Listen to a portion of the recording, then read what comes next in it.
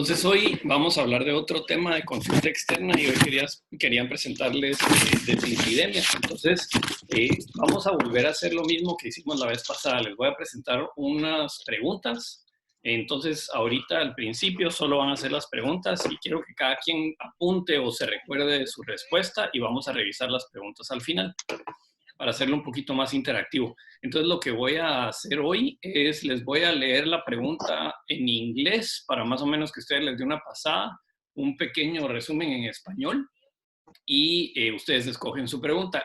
Eso lo voy a hacer para que nos dé tiempo de que cada quien tenga su respuesta. Entonces voy a empezar con esta. Entonces, a 6-year-old boy is referred... Ya no me dieron dinero. ¿Ah? Ya no me dieron dinero. A 6-year-old boy is referred to pediatric cardiology secondary to LDL concentration of 170. Pertinent family history includes a grandfather with coronary vascular disease and first myocardial infarction at age 50. The patient's BMI is 90th percentile. Which of the following is the best management? Weight management, including nutritional counseling and increased physical activity, should be started while initiating a bile acid binding resin such as cholestyramine. Single pharmacotherapy with statins. Niacin should be initiated in addition to weight management. Repeat cholesterol screening performed at age 8. Weight management should be the primary method of control. Entonces, en resumen, un niño de 6 años lo refieren por un LDL de 170, tiene historia familiar positiva de enfermedad coronaria y su abuelo tuvo un infarto a los 50. El niño está con un índice de masa corporal arriba de 90. ¿Cuál es el siguiente manejo? Control de peso, con consulta en la nutricionista, aumento de actividades físicas e iniciar una resina de bile acid binding, como la colestiramina, farmacoterapia con una estatina, niacina, repetir el colesterol a los 8 o solo manejo del peso. Entonces, creo que ahí tuvieron suficiente tiempo para la respuesta, ¿verdad? ¿Muy largo o lo hago más corto? Muy bien.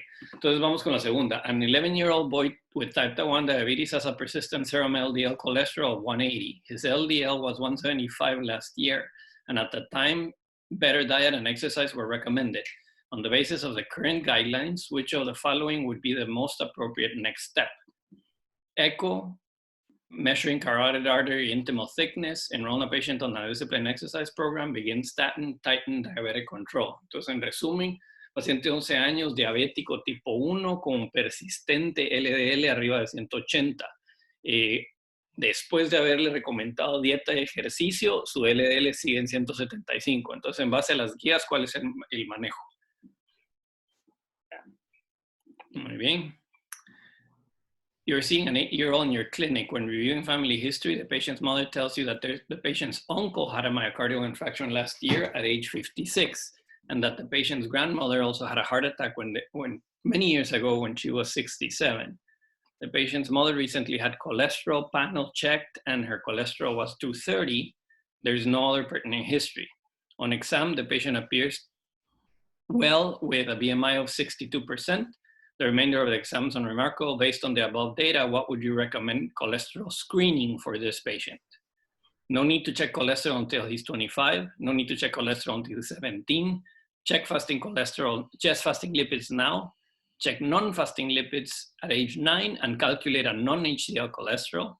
Check a fasting lipid profile now and again in 4 weeks. Entonces, niño de 8 años con historia familiar positiva, ¿verdad? Eso es lo que tenemos que sacar de esa oración.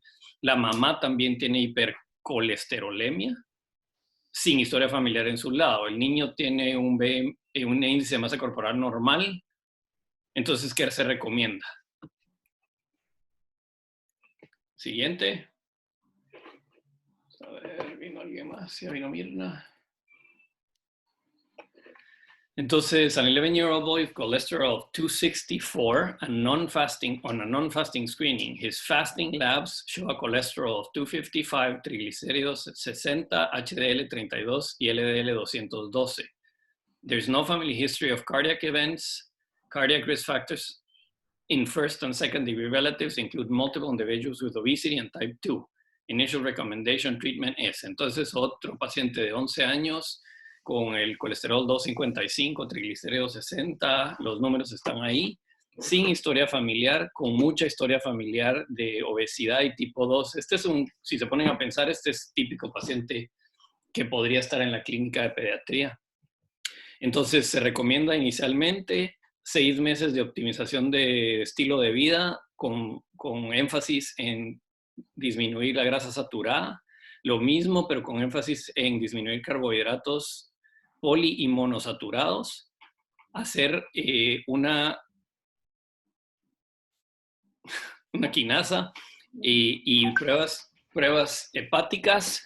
Y si no están normales, considerar simvastatina, es empezar con omega 3 o empezar fenofibrato.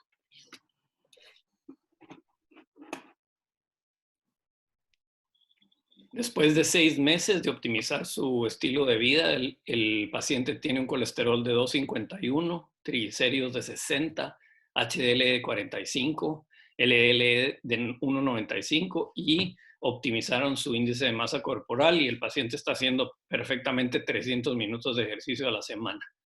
El siguiente paso en el manejo, las mismas respuestas, ¿verdad? Entonces, repito rápido, 6 meses de ejercicio con baja grasa saturada, lo mismo, pero bajos carbohidratos y poli y mono no saturadas. Hacer una prueba de creatinquinasa, pruebas hepáticas y si están normales, simvastatina, omega 3 o fenofibrato.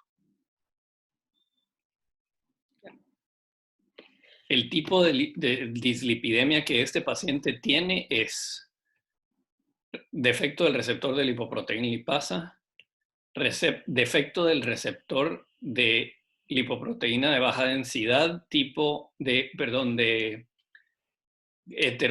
heterocigote, lo mismo, pero homocigote.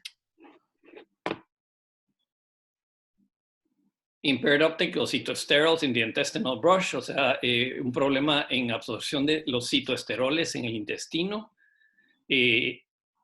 Aumento en la destrucción de la PCSKN, que está su nombre ahí bastante largo. Eric acaba de venir. O síndrome metabólico. Alexis, creo que se les desconectó. Síndrome metabólico. Les voy a dar un minutito aquí. Vamos a ver, ya me entró un chat.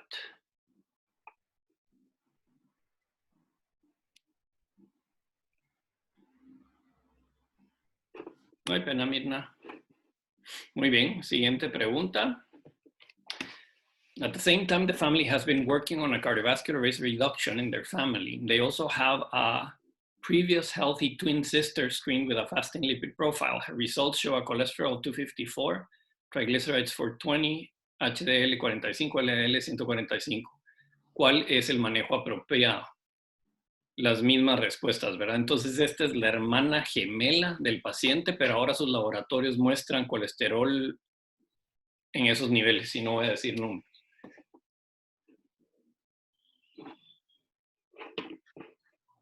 Diana. Entonces, vamos a la siguiente y ahorita vamos a terminar. Sí, faltan creo que 2. Una, después de 2 meses de optimizar su estilo de vida, sus lípidos en ayunos están en colesterol de 225, triglicéridos de 310, HDL de 42 y LDL medido directamente, no calculado, de 130. El manejo apropiado de esta niña es, y otra vez las mismas respuestas, ¿verdad? Las respuestas han sido las mismas. Entonces les doy un minutito ahí.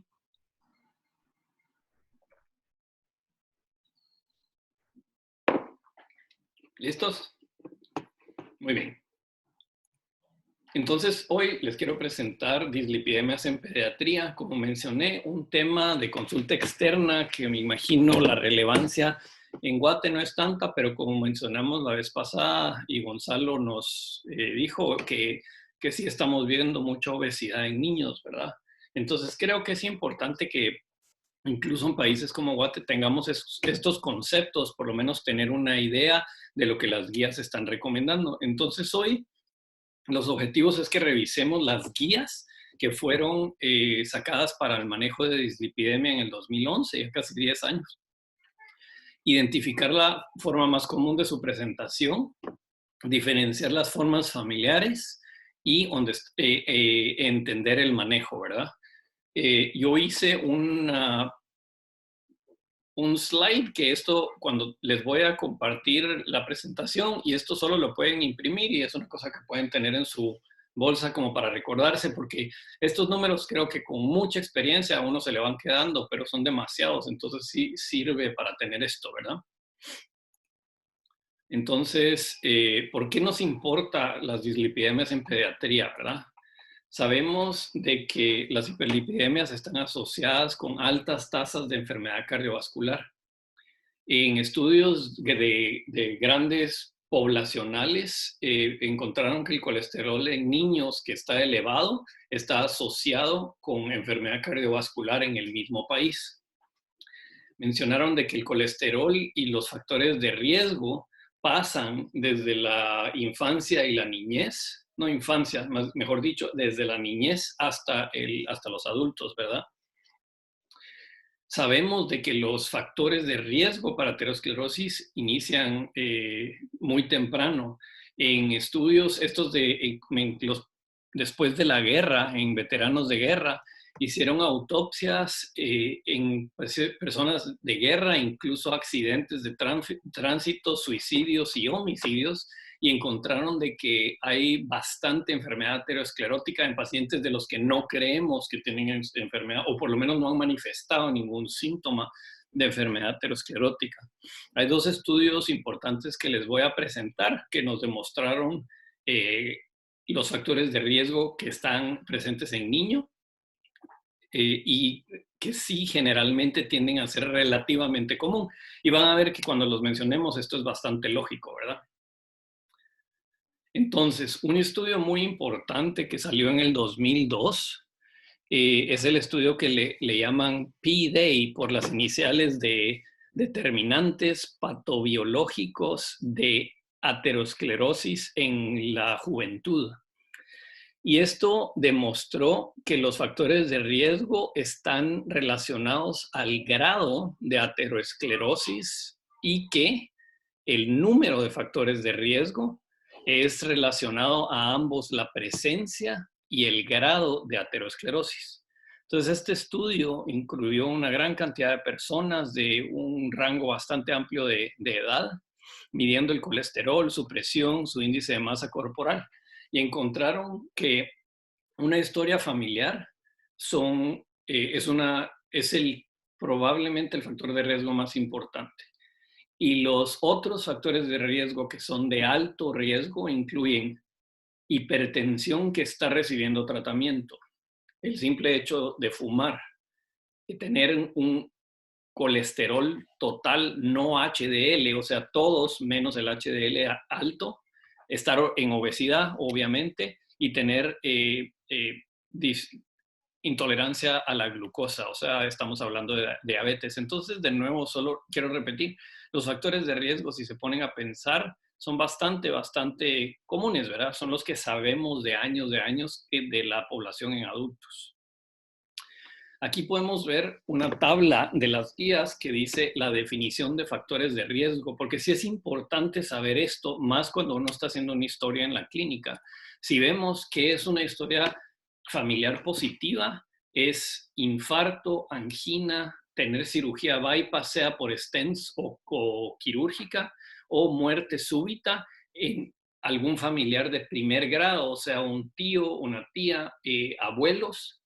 Y lo interesante que esto sí aprendió es en hombres menor de 55, eso es lo que se considera joven, y en mujeres menor de 65 años.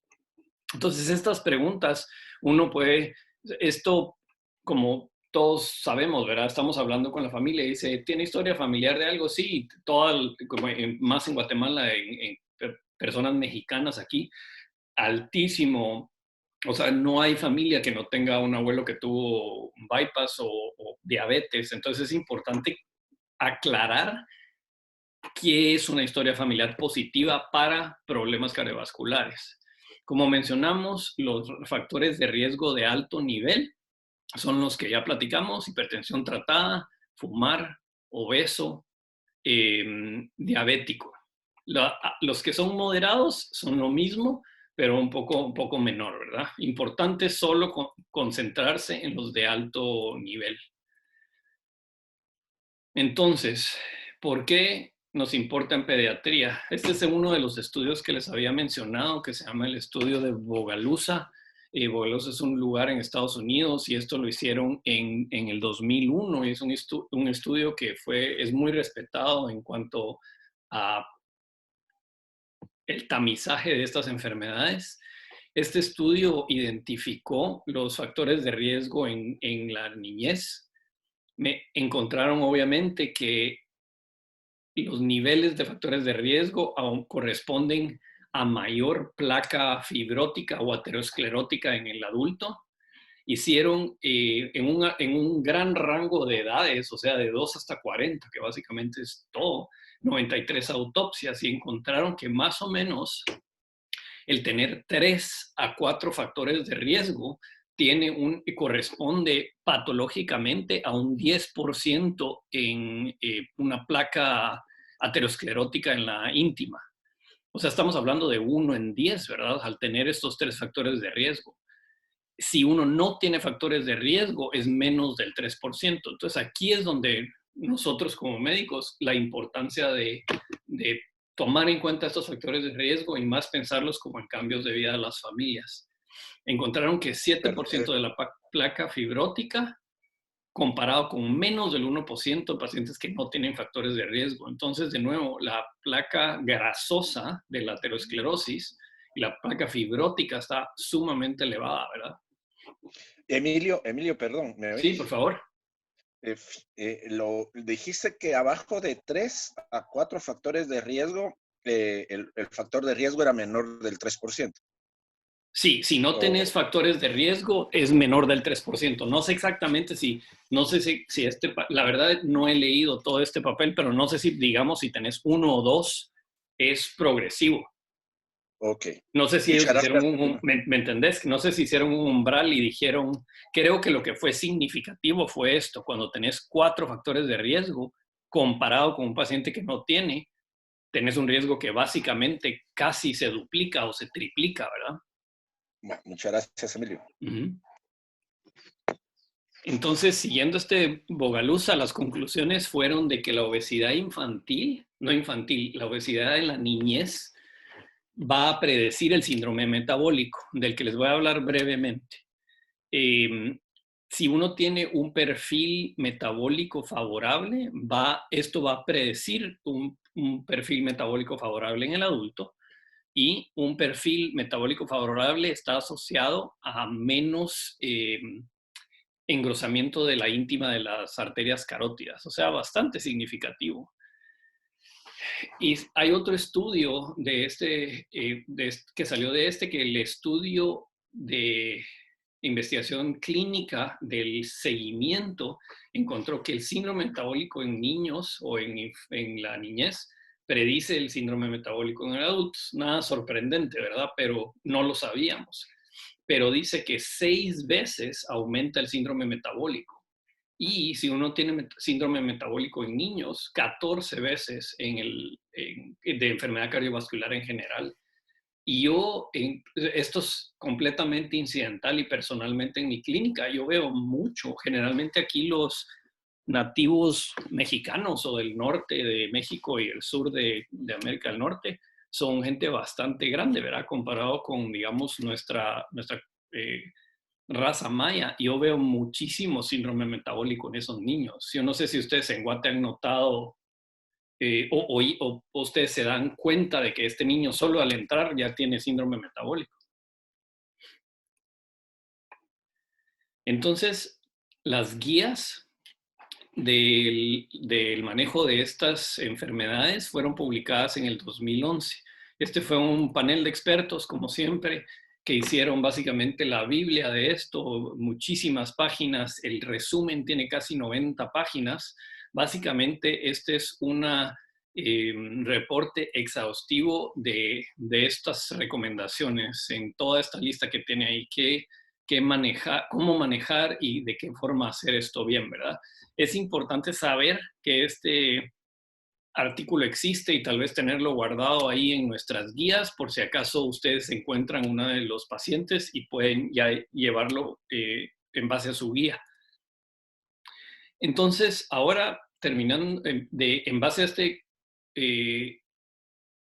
esta publicación, les voy a dar unos conceptos básicos del manejo de lípidos, ¿verdad? Entonces, el colesterol total es calculado por esta fórmula que se llama la fórmula de Friedewald o Friedewald. Básicamente, la fórmula dice que todas las lipoproteínas y los triglicéridos van a dar el colesterol total, ¿verdad? Entonces, HDL más el LDL calculado, y esto voy a platicar de esto ahorita en un segundo, más los triglicéridos dividido 5. Como esto todos sabemos, ¿verdad? La HDL es la lipoproteína healthy o happy o la sana. El LDL es la letal o la mala. Generalmente esta no es medida directamente, pero es calculada en el laboratorio. Entonces lo que ellos van a hacer es que creo que miden HDL, triglicéridos, colesterol total y luego calculan el LDL. Pero puede ser medida. Entonces, no sé en Guate, yo esto la verdad lo he hecho poco, de que a veces si un paciente tiene el LDL sumamente alto, es preocupante, yo escribo en la orden que sea uno medido y no calculado, ¿verdad? Es importante saber de que los triglicéridos y los kilomicrones indican en nuestra dieta dos cosas, el consumo de grasas y, más importante, carbohidratos. Grasas para kilomicrones, carbohidratos para triglicéridos, ¿verdad? Entonces, esta fórmula es importante más o menos tenerla presente. Entonces, los valores. Esto es el resumen que les presenté en el slide verde y que podemos imprimir y tenerlo en la bolsa, pero más que todo, saber ciertos números. El HDL abajo de 40, solo pensar que esto es en general malo para todas las edades, ¿verdad? Si empezamos a hablar de los diferentes colesteroles, creo que lo más importante es este número que es el colesterol no HDL, o sea, todos menos el HDL, arriba de 145, es preocupante. Si uno ya se pone a pensar en hipercolesterolemias específicas, hay que pensar en el LDL y el número de recordarse es 130. Y luego vamos a recordarnos, arriba de 130 es anormal y arriba de 160 como un factor de riesgo vamos a tratar, o arriba de 190, o sea, se va como de 30 en 30, arriba de 190 y ya vamos a tratar completamente, ¿verdad? Apolipoproteína B, la verdad es que nunca lo he visto medido y nunca lo he visto manejado. Creo que esto ya es cuando llega un endocrinólogo. Y los triglicéridos, sus valores son más o menos arriba de 100 y 130, depende de la edad.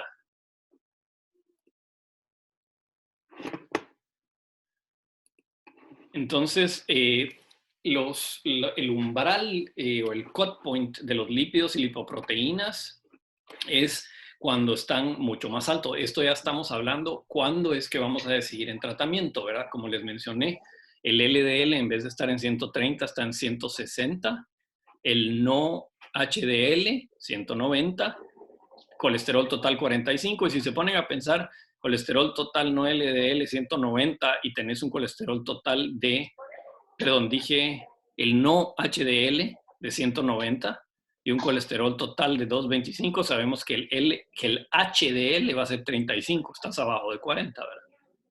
Entonces, son los ciertos números de memorizarse. Entonces, esta tabla casi ni se puede leer, pero se las voy a resumir en las siguientes diapositivas. Lo que es las recomendaciones del diagnóstico de lípidos en base a evidencia. Y si pueden ver aquí en esto chiquitito, podemos ver que del nacimiento a los 2 años no hay que hacer nada. De los 2 a los 8 años no hay que hacer nada, pero si hay factores de riesgo vamos a hacer algo. 9 a 11 es tamizaje universal, que eso me pareció a mí bastante interesante, pero hay que saberlo, ¿verdad? De 9 a 11 y los otros números a recordarse, de 17 a 21, otra vez tamizaje universal, ¿verdad? Entonces empezamos con el resumen. De los 2 a los 8 años no hay indicación para tamizaje. Generalmente el tamizaje en un perfil de lípidos se debe de hacer, si lo vamos a hacer, hacerlo 2 veces y hacer un promedio de las 2 mediciones. Solo cuando hay una historia familiar, cuando el papá o la mamá tiene un colesterol total arriba de 240 o digamos una dislipidemia que está siendo tratada, o historia personal de los factores de riesgo de alto nivel, ¿verdad? Diabetes, obesidad, fumar y un diagnóstico de alto o moderado riesgo. En cuanto a los pacientes de 9 a 11 años, entonces, por alguna razón, de 9 a 11 años, que si se ponen a pensar, estamos hablando de pacientes que están prepubertad, se hace un tamizaje universal. Esto es, aquí la mayoría de pediatras y como les digo aquí medicina familiar no lo hacen. Y creo que esto es solo, digamos, en hospitales grandes que tienen protocolos, pero es importante saberlo. Yo trato de, si veo pacientes a esta edad que están un poco hipertensos o obesos, sí les saco lípidos a estos pacientes. Lo que se debe recomendar aquí es que estos pacientes no tienen que estar en ayunas. Entonces, si ustedes tienen la disponibilidad de un laboratorio, pueden mandar al paciente inmediatamente a esto.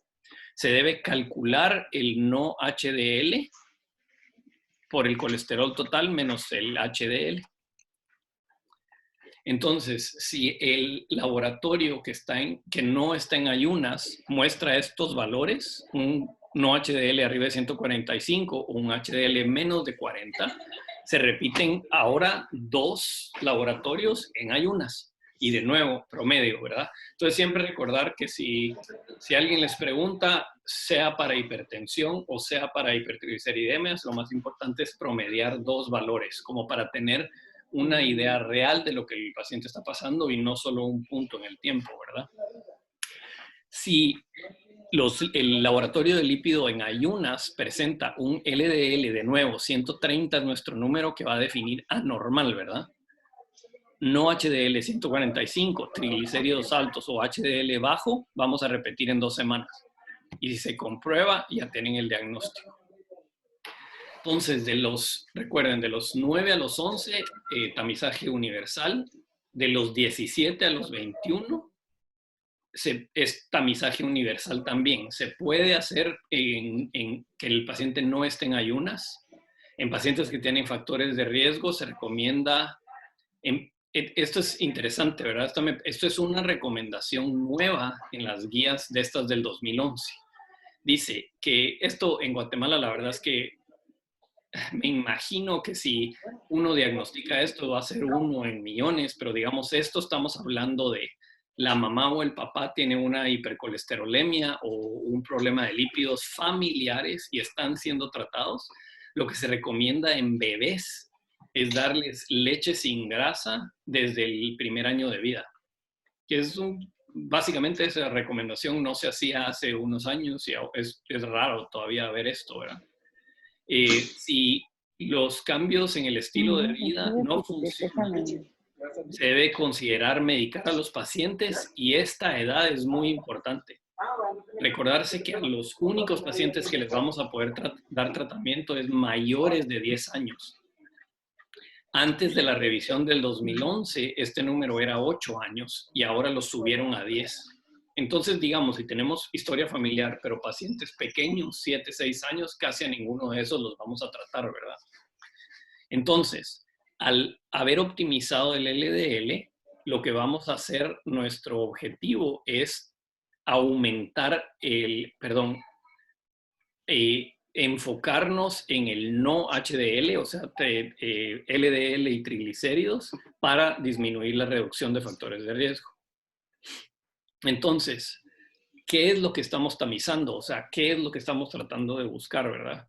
Esta tabla lo resume bastante completo y básicamente las hipercolesterolemias, de las que vamos a hablar en detalle, apolipoproteína B, que ni siquiera voy a hablar porque es bastante rara, Las hiperlipidemias, que básicamente son LDL, VLDL y todas estas, que los vamos a tocar breves porque en pediatría lo que nos importa es prevenir pancreatitis. Y otros tipos raros de hipercolesterolemias e hipertrigliceridemias, que básicamente ya pasamos el manejo a un endocrinólogo, a alguien que se dedique a esto completamente, ¿verdad?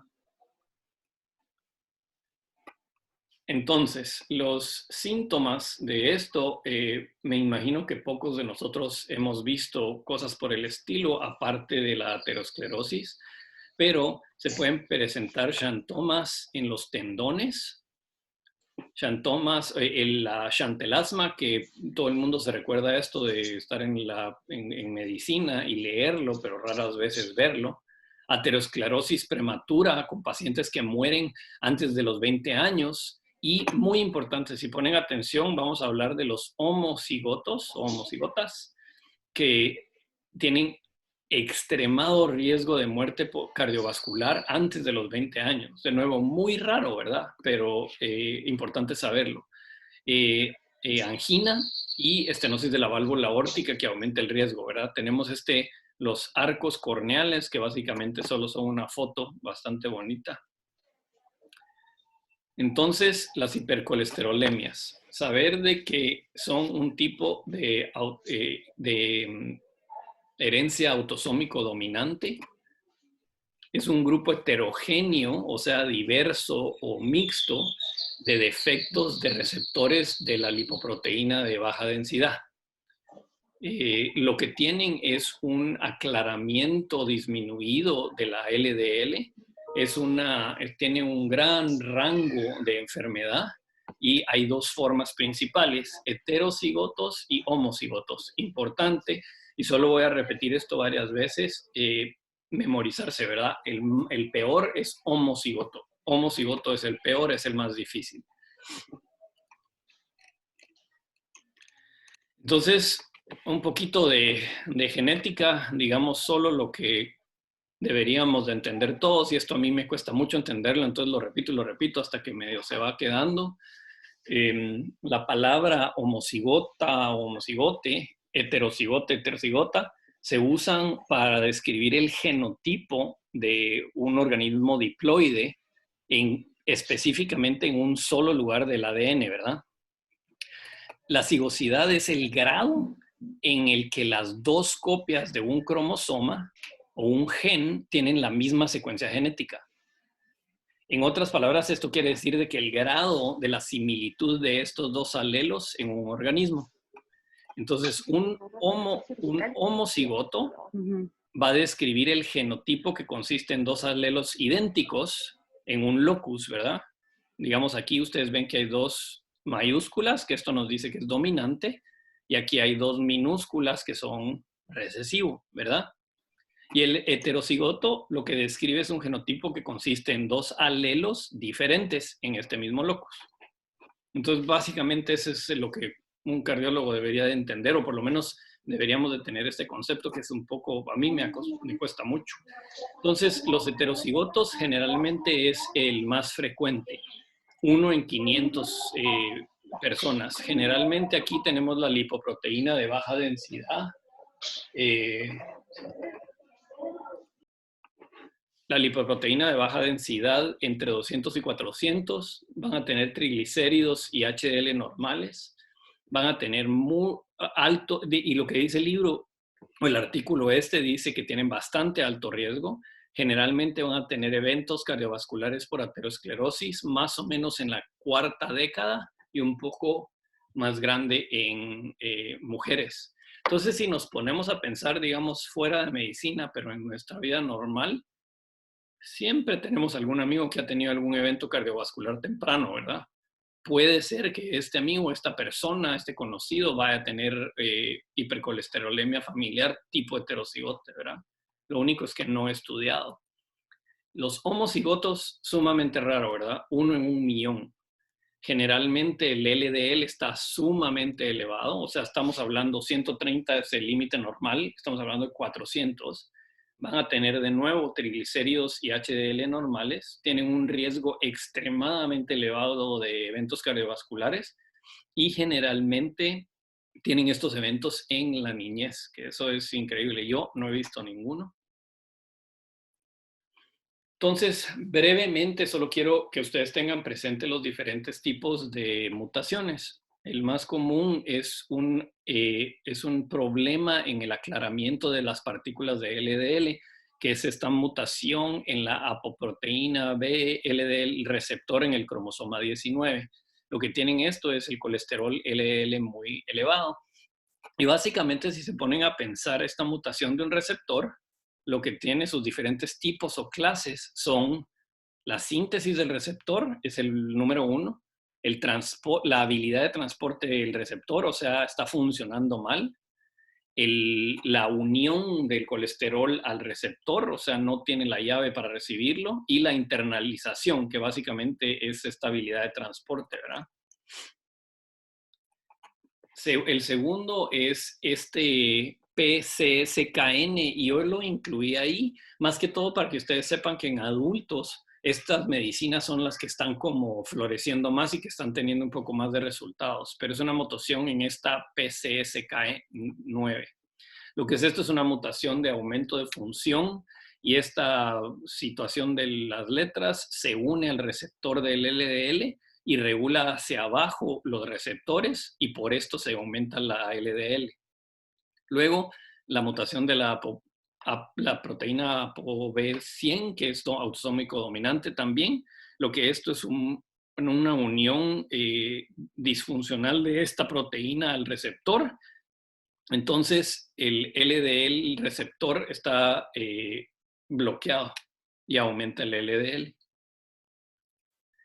Entonces, voy a empezar del lado derecho hablando de los homocigotos, que repito, son los más difíciles de manejar. El colesterol total y el LDL generalmente, si están no tratados, van a estar sumamente altos, muy alto. El tratado igualmente alto, pero no tanto. Y que tenga manifestaciones cutáneas, ¿verdad? Y eso que sea en menores de 10 años. O sea, al ver chantelasma o notar algo en el ojo, esto es muy importante tenerlo presente. Y también tener un colesterol total y un LDL en ambos padres elevados, ¿verdad? Entonces tenemos la historia familiar fuerte y significativamente anormales los laboratorios. En el heterocigoto tenemos pruebas genéticas que pueden ser, por lo menos aquí en Estados Unidos, uno puede mandar estas cosas, basarlo en la presentación clínica, que brevemente mencionamos los síntomas, y su definición es un LDL de arriba de 190 y tener un factor de riesgo en un familiar cercano o enfermedad coronaria en un familiar cercano. De nuevo, solo las fotos para que tengan presente los síntomas, que esto es lo que vamos a basarnos en. Y de nuevo, creo que la puse aquí para repetir que los homocigotos son los más afectados.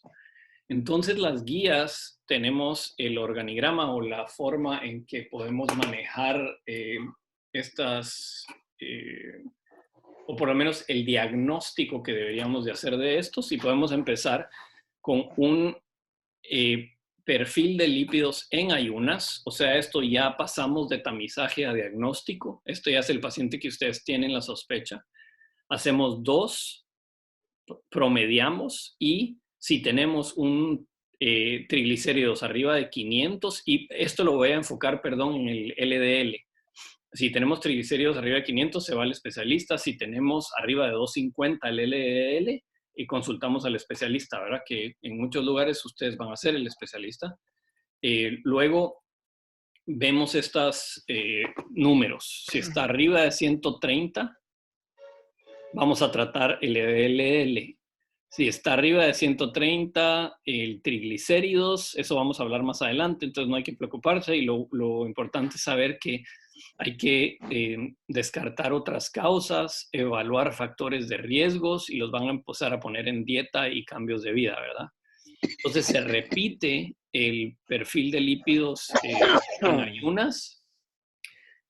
Si está ya más abajo, continuamos o repetimos cada año. O sea, esto quiere decir, nos funcionó algo que hicimos, ¿verdad? Luego, Si está entre 130 y 189, sin historia familiar, continuamos con el tratamiento.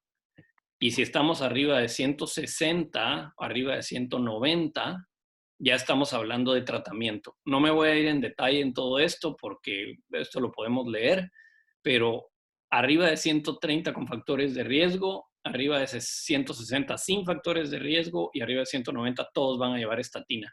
Y si les puedo dar un tip, básicamente en pediatría lo que nos tenemos que aprender son las estatinas, porque los demás son solo si el paciente no tolera las estatinas. Entonces, luego tenemos que seguir lípidos más o menos en base a un organigrama que ellos tienen y seguir el manejo. Si controlamos el LDL, nos vamos a preocupar en triglicéridos para seguir optimizando su panel, ¿verdad? Entonces, ahora enfocados en este lado, en triglicéridos, podemos ver que si tenemos triglicéridos arriba de 100 o de 130, y aquí está lo mismo, ¿verdad? Esto estamos exclusivamente triglicéridos y lo importante de esto es más o menos este lado. Cuando estamos arriba de 200 a 400 estamos hablando de las familiares y considerar tratamiento. Entonces esto es bastante complejo y hay que aprenderse todo, pero en resumen, cuando tenemos un LDL arriba de 250 hay que consultar a un especialista. Si está entre el límite superior de lo normal y el 250, nos toca descartar causas secundarias, evaluar factores de riesgo y modificar estilos de vida, por lo menos por 6 meses, ¿verdad? Y de nuevo, 10 años. Este es el número, ¿verdad? Tratar con estatinas si tienen un factor de riesgo o historia familiar y 160 o simplemente arriba de 190. En casos especiales, que esto estamos hablando de otras causas, podemos considerar tratamiento. Perdón, esa se me fue. Entonces repetimos. Y casos especiales, este asterisco que les puse acá y que les puse acá, son estos casos especiales, ¿verdad? Ya estamos hablando de pacientes crónicos. Perdón, y ustedes, estoy bloqueando esto les está bloqueando la pantalla, ¿verdad?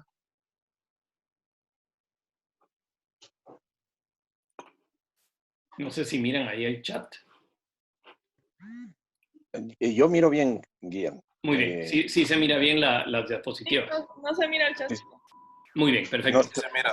Muy bien, entonces a lo que iba es que los factores de riesgo, las condiciones especiales es diabetes, enfermedad renal crónica, o sea, eso estamos hablando ya de pacientes hospitalizados o como ya más serios, ¿verdad?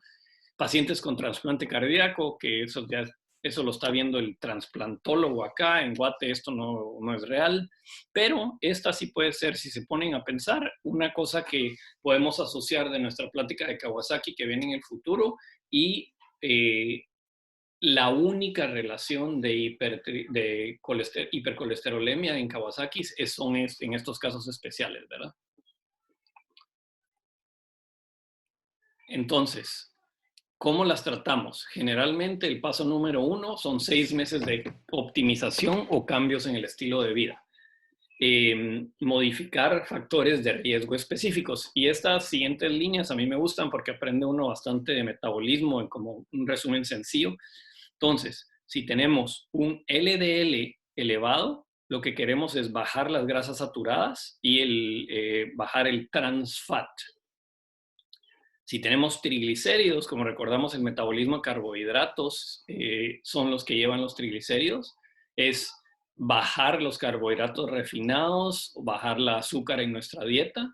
Si simplemente tenemos un HDL bajo, lo importante es hacer ejercicio, es lo único que funciona, comer grasas sanas y dejar de fumar. En los obesos, obviamente, más ejercicio y dejar de comer. Y hipertensos, lo que platicamos la vez pasada, sal, la dieta esta DASH, que básicamente es mucho verde, poca carne, y ejercicio aeróbico. Entonces, nuestro objetivo principal es bajar los niveles de LDL, ¿verdad? ¿Cuándo? Lo más pronto posible. En cuanto a farmacoterapia, lo único, y si quieren podemos pasar con estos muy, muy rápido solo para que ustedes los tengan presente, pero lo más importante es recordarse que básicamente si vamos a tratar a alguien, va a ser con estatinas en pediatría, ¿verdad? Entonces, yo creo que este es otro concepto que me dirán algunos si esto lo sabían. Yo esto lo aprendí al ver esta plática. La gran publicidad del colesterol y la dieta baja en colesterol, y todos hablamos del colesterol, ¿verdad? Y interesantemente, la mayoría de personas nunca comen el colesterol necesario. Lo que se recomienda es un nivel de 300 miligramos al día. Lo interesante es que la gran mayoría no lo comemos, pero hay personas que son sensitivas o tienen una sensibilidad aumentada al colesterol. Pero de nuevo, la gran mayoría de pacientes no van a necesitar un límite del colesterol, sino que va a ser un límite de bajar las grasas saturadas. Entonces, no sé si solo para participar un poquito, alguien me puede decir, cualquiera, no importa, o todos, ¿cuáles son fuentes de colesterol en nuestra dieta? ¿El huevo? Exactamente, Amanda. ¿Y sabes específicamente qué parte del huevo?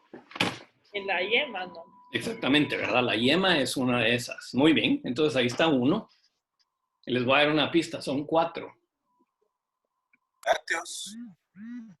No, muy bien, buen pensamiento. Yo creía que eran lácteos. Y de nuevo, yo sé la respuesta porque lo vi, ¿verdad? Pero yo creía que la leche y el queso también iba a ser colesterol, pero resulta que no. Eso, fíjate, Hernán, son grasas saturadas. No es colesterol puro. Fue Emilio el que te habló. Fue Guillermo, perdón, Emilio. Ah, perdón, no oí quién me habló. Mejor no voy a decir nombres. ¿Alguien más? ¿Alguna idea? Faltan 3. Mariscos. Muy bien, exactamente. Lo vamos a dejar en mariscos, entonces ahí sacaste 2 buenas. ¿Alguien más? ¿Una última adivinanza? Se come, en Guate se come, muchas familias les encanta y muchos otros les da mucho asco. ¿Los embutidos, no? Buena, no son los embutidos, pero bien pensado, ¿verdad? Los embutidos, de nuevo, grasa saturada. Es increíble, ¿verdad? Porque uno cree que se la sabe y... Bueno, entonces se las voy a dar, aquí están. Y les hice, vamos a ver, creo que alguien entró ahorita.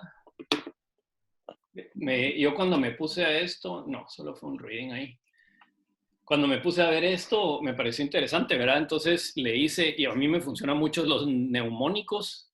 Entonces, si se ponen a pensar en colesterol, siempre dicen que la dieta baja en colesterol, y yo puse less, ¿verdad? Menos. Entonces, hígado es alto en colesterol. ¿Quién come hígado? Nunca. Y en pediatría, jamás. O sea, nadie.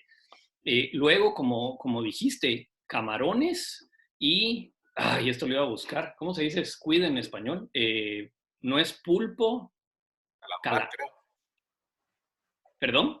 Calamar, creo que es. Calamar, tenés razón. Sí, calamar, camarón, la yema del huevo y el hígado. Esas son las únicas 4 fuentes de colesterol. Entonces, si se ponen a pensar, la gran mayoría de nosotros comemos estos 2, ¿verdad? Huevo y camarón, hígado, y es una cosa rara.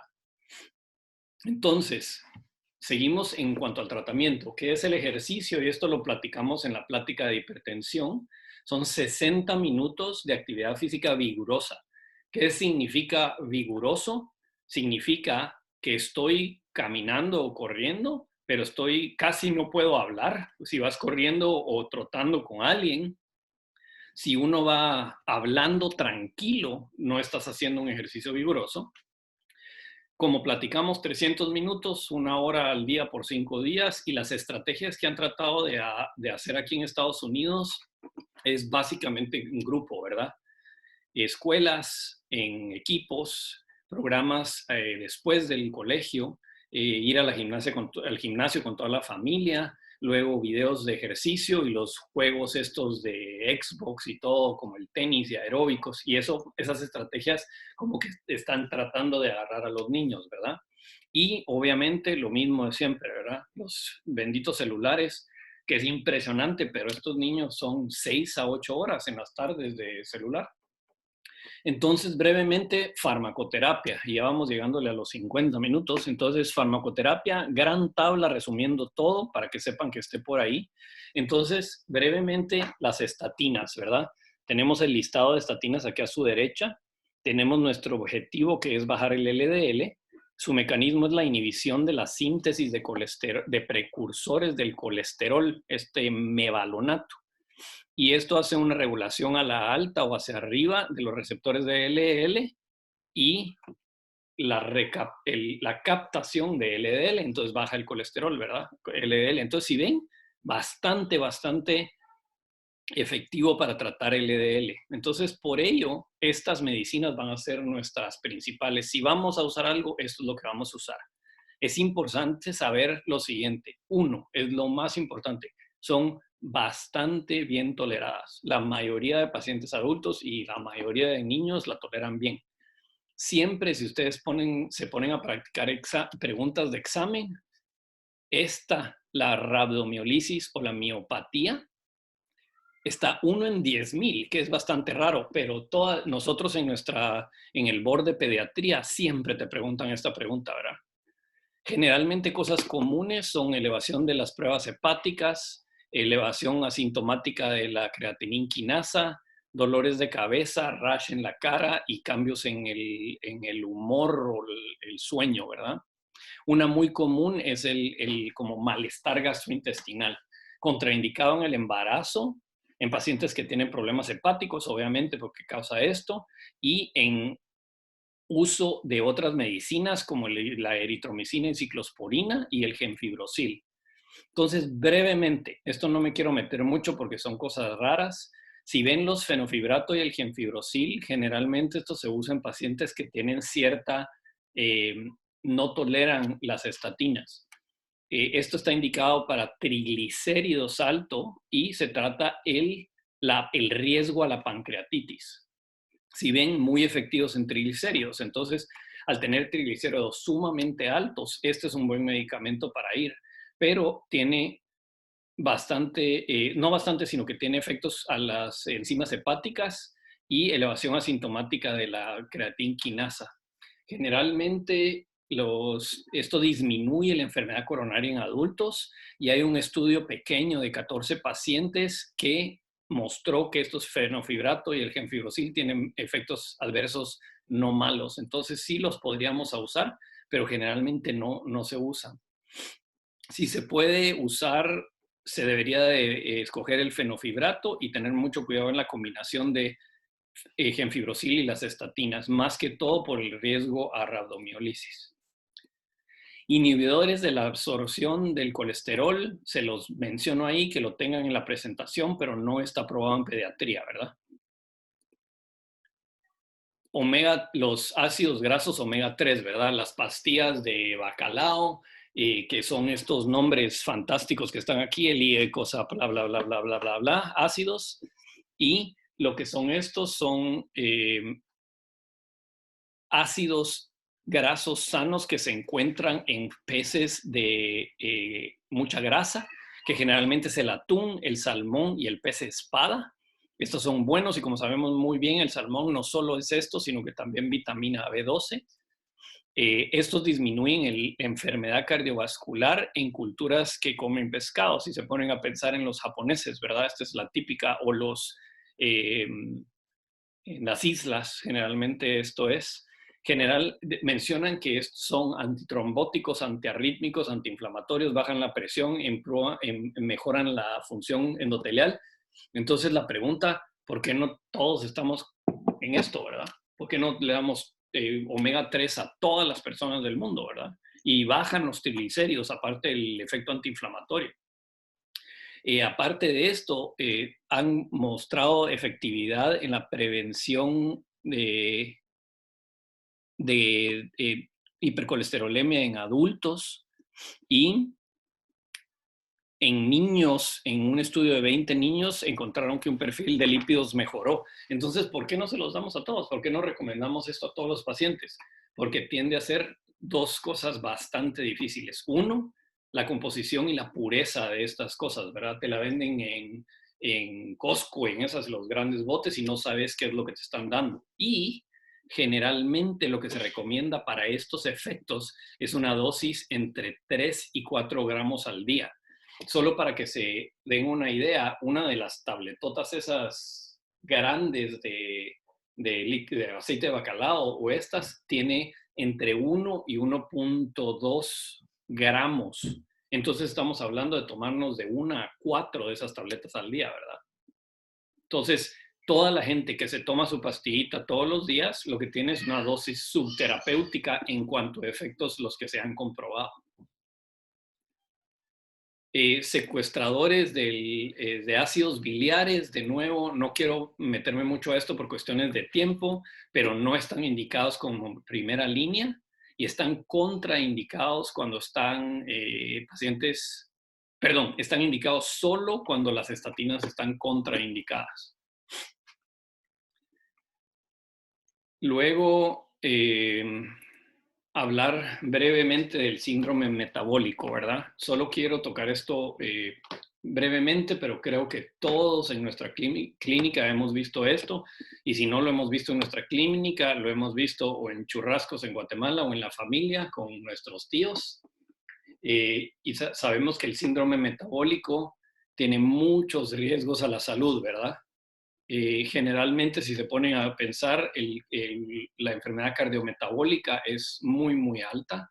Entonces, definir el síndrome metabólico, y esto es todo en base a estudios en adultos, esto no hay nada en niños. Generalmente, el síndrome metabólico se define como 3 de 5 anormalidades, que son obesidad central, hipertensión, hiperglicemia, hipertrigliceridemia y bajo colesterol HDL. Entonces yo generalmente solo me pongo a pensar en el tío Chapín, ¿verdad?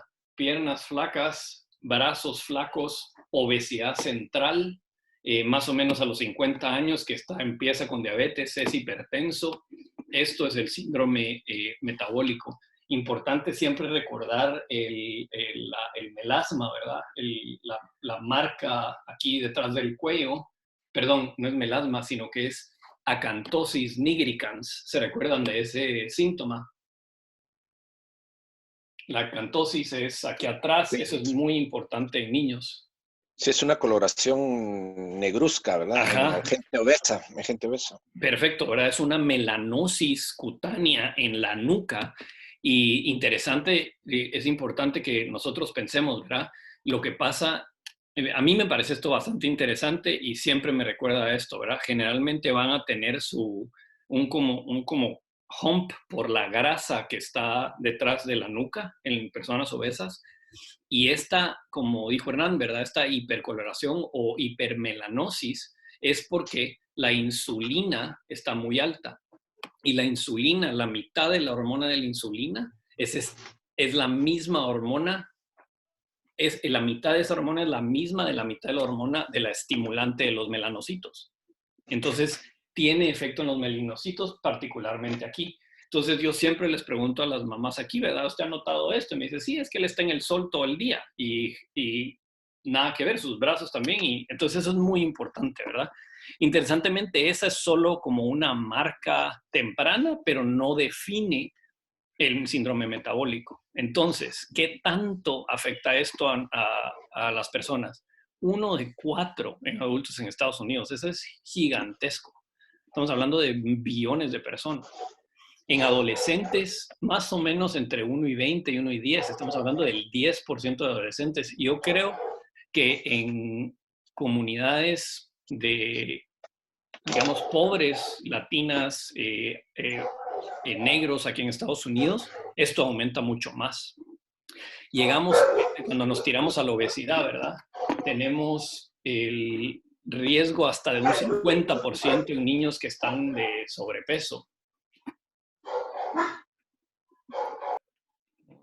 Y asociado a un enfermedad cardiovascular aumentada, generalmente con derrames y diabetes tipo 2. Ahorita ya vamos terminando, no se me desesperen. Entonces, ¿qué es el problema en el síndrome metabólico, verdad? Lo que tenemos son factores de riesgo. Arriba los triglicéridos, lo que hablamos, ¿verdad? Abajo el HDL. Tenemos un proceso de inflamación crónica que pasa por años. Hay un estrés oxidativo, protrombosis, resistencia a la insulina, por ello la glucosa está alta. Tenemos esta adiposidad central. Ya está comprobado en estudios en mujeres hispanas de que esta adiposidad central tiende a ser grasa diabetogénica, nos lleva a hipertensión, esto desarrolla síndrome metabólico, tenemos una respuesta alterada y más toxicidad y está asociado a todo este tipo de problemas, ¿verdad? Cáncer asociado a la inflamación crónica. Entonces es una cosa que es bastante importante. Lo único es que es un poco aburrida porque es una cosa muy, muy crónica. Es como la hipertensión, ¿verdad? Finalmente, solo quiero mencionar brevemente las hipertrigliceridemias específicas. Y esto vamos a hacer solo un punto. Generalmente la hipertrigliceridemias están asociadas al síndrome metabólico, como lo vemos aquí. Hay muchas formas genéticas que no nos vamos a poner a hablar de esto, pero más o menos lo que son anormalidades específicas de la lipoproteína, no del receptor LDL, sino que de la lipoproteína, ¿verdad? Generalmente, ¿cómo se presentan? Que esto es lo interesante para nosotros, ¿verdad? Un niño que es completamente normal, pero lleva 6 o lleva 3 o 4 admisiones al hospital por pancreatitis, ¿verdad? Entonces, es muy importante solo tener presente de que si el niño tiene una segunda pancreatitis, ustedes los con alguien por pancreatitis, ustedes pensar en esto y generalmente solo en su consulta de cardio recomendamos hacer un nivel de triglicéridos y se van a dar el susto cuando les den el laboratorio, ¿verdad? Estamos hablando de triglicéridos en los miles. Entonces, estos son los niños que vamos a poner en fenofibratos, pero solo quiero mencionarlo. Entonces, ahí termina la plática. No sé si tienen alguna pregunta o un comentario. Y si no, podemos pasar a las preguntas. Emilio, solo una pregunta. Cuando dijiste las estatinas, ¿con qué antibióticos? Es que no se deben de mezclar, hay que tener mucho cuidado, que es tóxica. Sí, ¿Era claritromicina? Ajá, si no estoy mal, ahorita te las voy a poner. Son la eritromicina y la ciclosporina. O sea, el único que te tenés que preocupar, Hernán, es básicamente la eritromicina, porque ciclosporina no la usamos nunca, ¿verdad? Sí. Entonces es la eritro. Y yo me recuerdo, Hernán, la eritro es una buena de tenerla presente para todo, ¿vamos? Porque la eritro te prolonga el QT, es un inhibidor de la enzima esta 450P del hígado. Entonces, la eritro, me acuerdo yo que te la meten en el cerebro, en los boards, porque esta te sube el nivel de digoxina, te baja el nivel del anticoagulante. Entonces, si vos oís eritromicina, siempre tenés que pensar en farmacoterapia, ¿verdad? Correcto. Más en estos. Entonces, es un antibiótico, eritromicina. Gracias. Muy bien. Entonces, ¿terminamos las preguntas? Y no sé si algún valiente quiere ir diciendo lo que puso. Entonces, este es el niño de 6 años. O más o menos discutamos la pregunta para hacerlo bonito. Un niño de 6 años con un LDL de 170. Entonces, ¿qué es esto? ¿Anormal? ¿Normal? Anormal. Anormal, ¿verdad? Y digamos, aquí dice que el abuelito tuvo enfermedad coronaria a los 50, ¿va? Entonces, ¿este factor de riesgo es positivo o no es positivo? Es positivo. Correcto, ¿verdad? Y incluso si te pones a pensar, si se recuerdan los números, arriba de 160, ya estás pensando en tratamiento, ¿verdad? Y con un factor positivo ya estás en tratamiento. Entonces, el paciente tiene un índice de masa corporal de 90. Entonces, ¿qué vas a hacer? Yo puse, Emilio, yo puse A, obviamente, pero por ejemplo D, tenés que repetir el colesterol arriba de los 8 años, ¿no? Ajá. Pero puse A. Fíjate que ponete a pensar la A. Obviamente te la tiran para distraerte, ¿verdad? Porque mira, manejo de peso, consultan a la nutricionista, aumento de actividades físicas, pero te dicen iniciar una resina de ácidos biliares. Nada que ver. Nada que ver, vamos, porque ahí ya te tiraste hasta el segundo tratamiento que no es ni recomendado. Entonces, a esta Perfecto. la descartas por la colestiramina. No. Entonces, ¿qué dijeron? La E. Muy bien. Entonces, la respuesta es E, ¿verdad? Porque incluso vos sabes de que tenés un LDL muy alto, pero tenés que darle el chance a este paciente a que haga sus 6 meses, ¿verdad? Entonces, lo que dice la respuesta es, el tamizaje del colesterol debe de hacerse en los niños con historia familiar positiva de dislipidemia. Generalmente ese tamizaje se hace en niños con unknown, historia familiar desconocida, con los factores de riesgo que ya sabemos, ¿verdad? Sobrepeso, obesidad, hipertensión, fumar, diabetes. Este fue tamizado de forma adecuada, tiene una historia familiar positiva y la farmacoterapia se debe empezar a los 10 años. Entonces esta pregunta es también como medio trampa, ¿va? Te tiraron 6 años y la recomendación por las guías es que no le vas a dar tratamiento a nadie a 6. Entonces, si uno se sabe bien esto obviamente es en el mundo imaginario de los boards, pero si te tiraron 6 años, vos estás tranquilo. Vos ya sabes de que no le vas a dar terapia a este niño, ¿ah? Okay. Entonces dice, ahorita lo que se recomienda es solo manejo de peso, ¿verdad? Entonces ahora, un niño de 11 años diabético tipo 1 con el colesterol en 180. Entonces ahí ya estamos diferente, ¿va? Ya estamos pensando, sí puedo tratar y sí está muy anormal, ¿verdad? Luego le diste un año y ejercicio y el LDL sigue en 175. Entonces, ¿qué se recomienda ahorita? ¿Eco? D de dedo. Muy bien, excelente. Entonces, estatina, ¿verdad? Y de nuevo, repito, estatina es lo que tenemos que saber. Básicamente lo demás ya estamos leyendo el libro o preguntándole a alguien más. Entonces, de acuerdo con estas guías del 2008 y ahora del 2011, sí hay un factor de riesgo de enfermedad coronaria en pacientes diabéticos. Lo mejor es tratar con estatinas para bajar el LDL. Esta es la edad, 10 años, ¿verdad? Muy importante, y 160. Y nuestro objetivo es bajarla abajo de 100. Una preguntita. ¿Ustedes tienen alguna estatina preferida de iniciar? No, Amanda, muy buena pregunta. Yo la verdad es que solo, si no mal recuerdo, la que he usado mucho es simvastatina, el Socor. Ok. Pero más o menos, la verdad no te sabría decir por qué. Okay.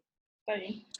Aquí usan mucho Lipitor los adultos, ¿no? En adolescentes. Ajá. Sí, Lipitor, y aquí usan el Lipitor y el Crestor, fíjate, Hernán. Este Crestor es medio, en adultos lo oís mucho, pero en niños yo solo, la verdad es que es poco lo que esto se ve, ¿verdad? Pero solo he oído esto de la simvastatina.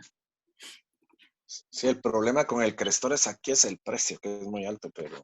Todos son. Bueno, ya de por caros, sí son bien altos, ¿no? Sí, son los que todos pagan son los congresos de los cardiólogos en Europa, ¿no? Sí. Entonces, la siguiente, niño de 8 años, una niña de 8 años en tu clínica, revisa su historia familiar y te dice que el tío tuvo un infarto cardíaco a los 56. Entonces, ¿se recuerdan en hombres cuál era la edad? Arriba de 50. 50. No, abajo de 65 en hombres es positivo.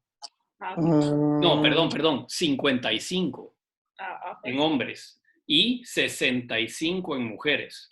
Okay. Entonces, esta es medio pregunta, sí, esta está hecha como para evaluar esto, ¿verdad? Porque te dicen el tío a los 56 y la abuela a los 67. O sea, eso es una estupidez, pero al final de cuentas te están memorizando esos dos números.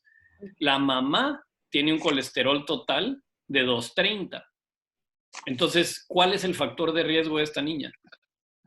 El colesterol. Ajá, el colesterol de la mamá, ¿verdad? Y creo, si no estoy mal, era 250 aquí, pero no importa. Entonces, en el examen, ella no está con índice de masa corporal aumentado. Del resto de su examen está normal. Entonces, ¿qué vas a recomendar en base al tamizaje de esta niña, verdad? Te están preguntando, en una niña de 8 años, con tal vez factores de riesgo o no, ¿qué vas a hacer? ¿Chequear el colesterol a los 25 años? ¿A los 17 años? ¿Hacer uno ahorita y uno en ayunas? ¿O hacer uno no en ayunas a los 9 y calcular el no HDL? ¿O hacerlo ahorita y después en 4 semanas? Sí. Muy bien, excelente, jóvenes. Chequear uno non-fasting, ¿verdad? Y aquí se resume bastante bien. Entonces dice, en este paciente las recomendaciones para la salud cardiovascular es hacer un no HDL entre los 9 y los 11 años. Pero si estás a los 8 años, se debe hacer cuando tenemos familiares de primer grado con historia, y aquí viene el hombre a los 55, la mujer a las 65, la mamá a los 240, dice aquí, en vez de 230, ¿verdad? Entonces te pusieron todos los números para que más o menos nos aprendamos. Diabetes, hipertensión, fumar y las condiciones de alto riesgo, que no la vamos a decir, y estas son las condiciones especiales, perdón, no son los de alto riesgo, sino que este es el trasplante cardíaco, Kawasaki, todo esto, ¿verdad? Entonces, empezamos. Estas últimas preguntas son más o menos seguidas, ¿verdad? Entonces, tenemos un niño de 11 años, colesterol de 264, luego haces una en ayunas y el colesterol está en 255, los triglicéridos y HL con esos números, no hay historia familiar. Sí hay riesgo cardíaco en varios familiares cercanos, pero solo es obesidad y diabetes tipo 2. ¿Qué se recomienda en este niño? Sí. Ah, no. Te arrepentí. Muy bien. Uno dice grasa saturada, ¿verdad? Porque ¿qué tenemos alto aquí? Sí, dice el colesterol. El colesterol, ¿verdad? Entonces el colesterol es grasa saturada. ¿Carbohidratos qué sería? Es triglicéridos. Triglicéridos, muy bien. Es el carbohidratos, va a llevar triglicéridos y kilomicrones. Muy bien. Entonces, perfecto, Alexis. Entonces lo que dice tiene heterocigoto, hipercolesterolemia de heterocigosidad. Generalmente siempre se le debe dar 6 meses, ¿verdad? La recomendación de la dieta es bajar la grasa saturada, bajar el índice glicémico en pacientes que tienen triglicéridos o prediabéticos, ¿verdad? Generalmente la simvastatina está indicada con un LDL arriba de 90 sin historia familiar o arriba de 160 con historia familiar, siempre después de 6 meses de optimizar su estilo de vida, y el suplemento como omega 3 y fenofibrato no está indicado. Luego de 6 meses de optimizar, el paciente regresa y tiene un lípido en ayunas con un colesterol de 250, triglicéridos de 60, HDL normal en 45 y un LDL de 195. ¿A qué le van?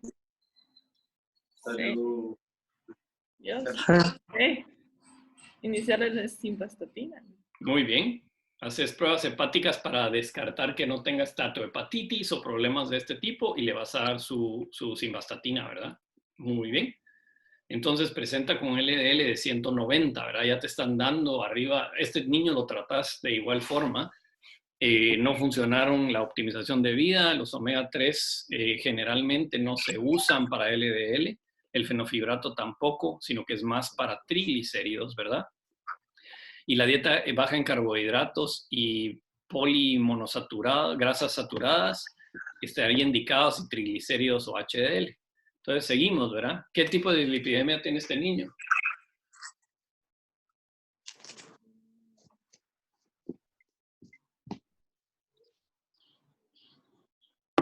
Heterocigota, no sé. Muy bien, ¿segura? No tanto. Dice 30% de seguridad. ¿Alguien más? Les voy a dar tenemos un LDL de 190, ¿verdad? El paciente no tiene ningún síntoma físico.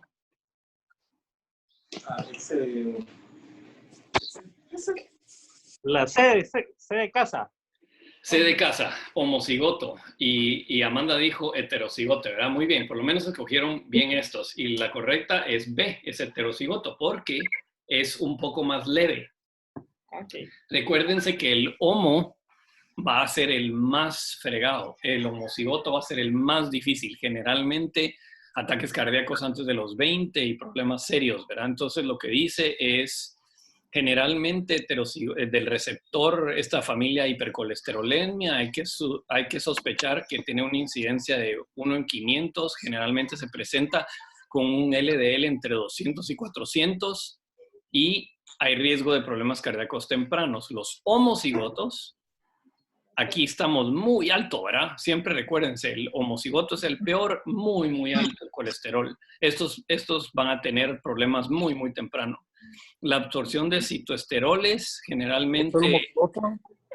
¿Perdón? No, nada.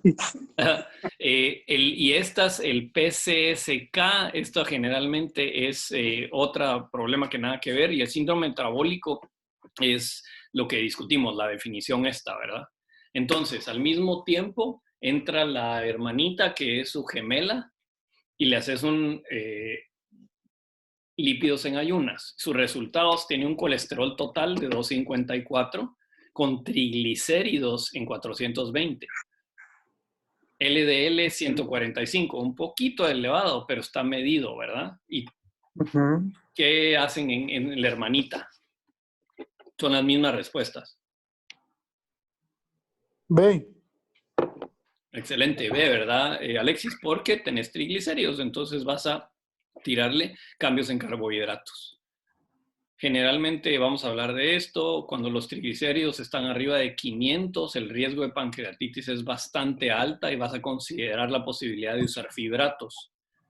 Si hay ausencia de, perdón, si los triglicéridos están abajo de 500, el tratamiento inicial es básicamente cambiar el estilo de vida y tirarle énfasis al carbohidrato y el bajo índice glicémico, ¿verdad?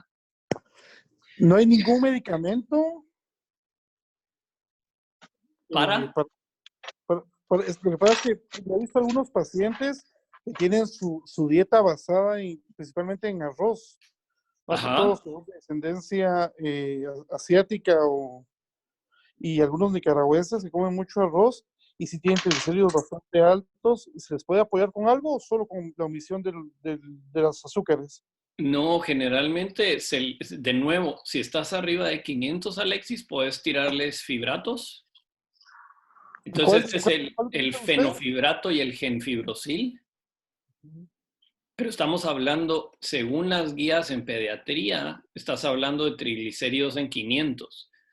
Y interesantemente estás bajando los triglicéridos, pero el concepto principal es prevenir pancreatitis. Si ellos pueden sustituir el arroz, que es un carbohidrato compuesto, ¿verdad?, por algo diferente, es muy difícil, ¿verdad?, cambiar dietas. Nosotros lo decimos como que es facilísimo y ninguno de nosotros puede cambiar la dieta. Entonces, sí sería tratamiento con fenofibrato. De nuevo, recordar, Alexis, que estos medicamentos nosotros no los usamos mucho, pero el fenofibrato aparentemente es también bien tolerado, ¿verdad? Ok, muchas gracias. Muy bien, faltan 2 preguntas. Entonces, luego de 2 meses de optimizar su vida, el colesterol está en 225, entonces bajó. Los triglicéridos están en 310. HDL en esto y el LDL medido en 130. Entonces, ¿ahora qué haces? O sea, le bajaste los triglicéridos, ¿verdad? Pero sí, ¿no? Pero el colesterol sigue alto. Y ahora el LDL está en 130. Igual que el hermanito, darle ya así. Vastatina. Lo chistoso es que, de nuevo, este es el mundo ridículo de los boards, ¿verdad? Pero por definición le da 6 meses de cambio de vida, porque ahora lo que tiene es un aumento, básicamente se le bajaron los triglicéridos, pero tiene el LDL en 130 con un factor de riesgo y un colesterol de 225, entonces le vas a quitar las grasas saturadas. Bla, pero hay que aprendérselo. Dice que todavía no tiene criterio para empezar la estatina porque el LDL está normal, es 130. Si esto hubiera sido 160 con sus factores de riesgo, se va, o 190 se va esto hubiera sido la simvastatina, ¿verdad? Luego, pero ahí sería una dieta sí, combinada tanto de carbohidratos como de... totalmente, ¿verdad? Sí, total. Esta pregunta te la hicieron solo para más o menos chequear de que estás poniendo atención, pero ya ella estaría sin carbohidratos y una dieta baja en grasa saturada, ¿verdad? Y se acabó. Me pasé un poco porque fue 1:20, pero ojalá les haya gustado. Sí, doctor, muchas gracias. Gracias, doctor. Muy bien, y Gracias. estoy en contacto con Mirna o Gonzalo para ponernos de acuerdo para la siguiente. Ok, gracias. Gracias, muchas gracias. Gracias, Emilio. Gracias. Claro que sí, gusto de verlos. Ojalá que estén todos muy bien por allá. Gracias. Nos vemos. Feliz fin de. Cuídate, feliz día.